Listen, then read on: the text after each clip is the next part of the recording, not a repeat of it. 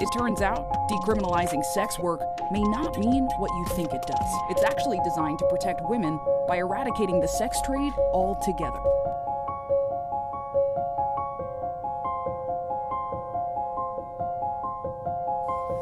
Human rights and sex work, decriminalization as a path to empowerment. Prostitution, often referred to as the world's oldest profession, is a deeply controversial and complex issue that intersects with questions of morality, legality, human rights, and personal freedom. The topic encompasses a wide range of experiences and types of sex work, from streetwalkers who face precarious situations to high-end escorts who operate independently. While some individuals view sex work as a means of financial freedom and empowerment, others see it as disempowering and dangerous, driven by systematic issues such as poverty, exploitation, and abuse. Prostitution presents numerous challenges across different legal systems and cultures. In some regions, prostitution is legal and regulated, while in others it is completely outlawed. These legal inconsistencies contribute to a lack of protection for sex workers who may face exploitation, abuse, and violence from both clients and law enforcement. Human trafficking is another major concern, with individuals being coerced or forced into sex work by organized crime groups. Research shows that criminalizing prostitution can increase the risk faced by sex workers by driving the industry underground. This makes it harder for individuals to seek help and protection from abuse and exploitation. Even in places where prostitution is legal, sex workers may hesitate to report crimes due to fears of stigmatization or legal repercussions. Authorities must prioritize the safety and rights of sex workers by ensuring they can report violence without facing legal consequences, and that perpetrators of violence are held accountable. Evidence from countries like New Zealand, which have adopted decriminalization, demonstrates improved health and safety outcomes for sex workers, including a decrease in violence and an increased access to legal and health services without fear of arrest.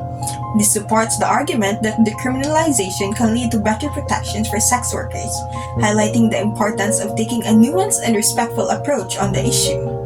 Prostitution as work. My position is that prostitution, when entered into by consenting adults, should be recognized as a legitimate form of work. By treating sex work as a profession, workers can access legal rights and protections similar to those in other industries.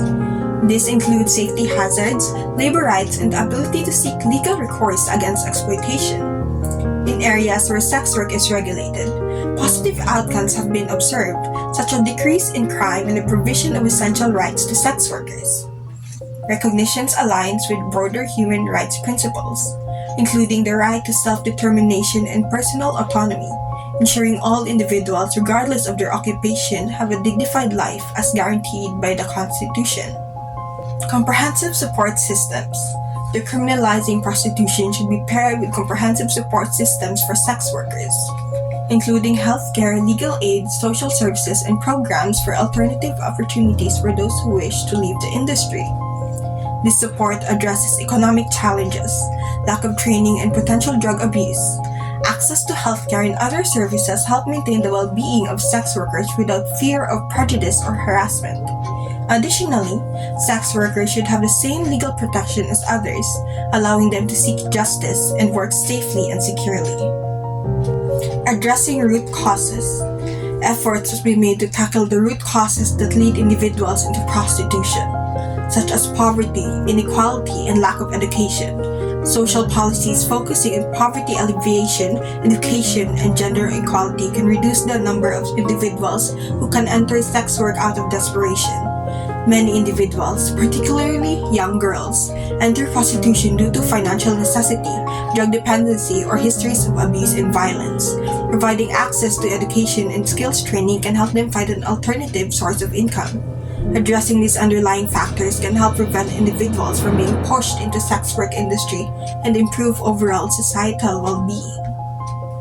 In summary, my position advocates for the decriminalization of prostitution, recognizing it as a legitimate form of work for consenting adults, while emphasizing the need for regulatory measures and support systems to protect and empower sex workers. This approach also calls for addressing the broader social issues that contribute to prostitution. Bilang isang kabataan, paano mo mahihikayat ang iyong kapwa kabataan at igalang ang kanilang dignidad at sexualidad sa modernong panahon? magbigay ng isang konkretong pahayag. As a youth, it is important to serve as an example in respecting our dignity and sexuality by spreading knowledge and understanding about the importance of valuing oneself and others, accepting and respecting diversity, and using social media and other platforms in a responsible manner. By doing so, we not only protect ourselves but also inspire our fellow youth to do the same.